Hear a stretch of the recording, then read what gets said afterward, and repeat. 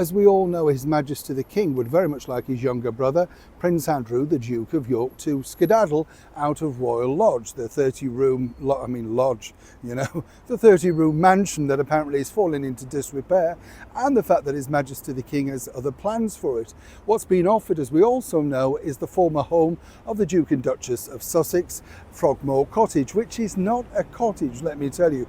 You know what you and I think is a cottage, very much small, one room, that type of thing. No, it's never like that. This is a very spacious living area, but of course not big enough for Harry and Meghan, and apparently Oprah Winfrey with Nottingham Cottage apparently had eyebrows raised. It's never enough, is it, for those two? But now there's a, strange development occurring between Sarah Ferguson, Prince Andrew and His Majesty the King. As ever, let me explain. Hi, good to see you today, and as ever, thank you so much for taking the time out. Thank you also to all our brand new subscribers. I do like to thank you all for joining this. Well, we're an exciting, I think, fun group.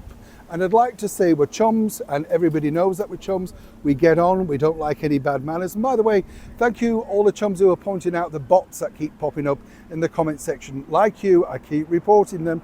And, I don't know really what else you can do, but thank you to all those that continue to do that. I really appreciate it. Now, back to your royal story of the day, because this has really garnered a lot of interest, as you can imagine.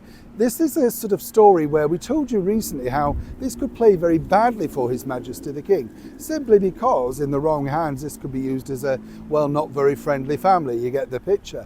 But as we know, you see, the King wants Andrew out of Royal Lodge simply because of the running costs. So from October, the security's gone.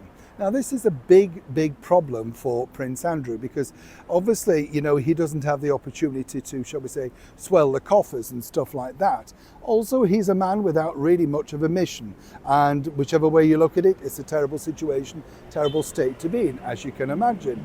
So moving forward, what I've been told is that actually there's now a bit of bone of contention between Sarah, the Duchess of York, and of course Prince Andrew, because she has recently been welcomed back into the fold, the royal fold, after many years in exile, and actually is not too fussed where they live. As she said, this is a wonderful opportunity to start again, draw a line under things and move forward. As ever, we have to say allegedly.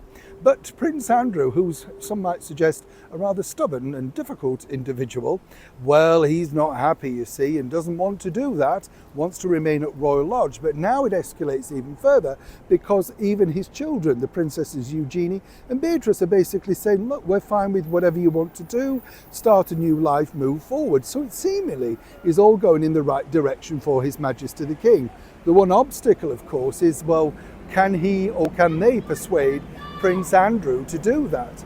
And I think what's interesting about this is that there's three very powerful girls and one man. Now, as we all know, fellas, which way is this going to go? But I do kind of think this is a nice ending to this particular story because obviously Sarah is a very loyal and devoted ex-wife. The children think the world of him. And obviously Andrew, whatever you think of the story, of which he's never been charged for with anything, you have to say, difficult times. Maybe this is the new time, the new arena that he's looking for. Perhaps he just can't see it yet, but hopefully he may get to grips and finally move forward. Either way, new times in the royal household. It's a developing story. When I know more, you'll know more. Neil Sean in the very heart of London.